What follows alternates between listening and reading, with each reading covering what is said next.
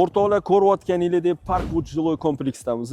Bu hozir siz ko'radigan uyimizda o'zligi uchun qilingan remont mebel texnikalari bilan hamyonbop bo'lgan narxdagi uyimizning obzorini bitta ko'ramiz. Keling, marhamat.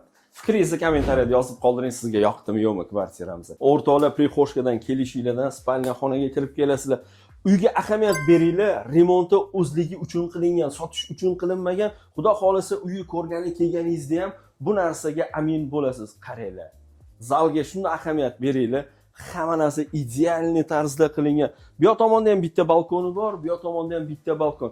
Xullas katta ikkita balkoni bor va nihoyat opa-singillarimizning sevimli joyi kuxnyamizdagi. Kuxnya studiya versiya qilingan, ko'ryapsizlar, zal bilan qo'shib yuborilgan va idish tovoq yuvadigan mashinasigacha qo'yilgan, hammasi oxirgi rusumdagi narsalar qo'yilgan. Даже kotyollargacha bekitib qo'yilgan.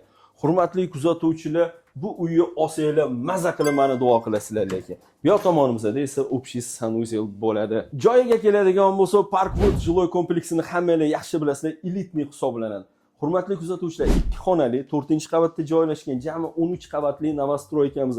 Общий kvadrati 65 kvadrat. Narxiga keladigan bo'lsa, mana shu holatligi bo'yicha $195 ming so'ralyapti. Ozroqina kelishtirib baraka qilinadigan joyi bor.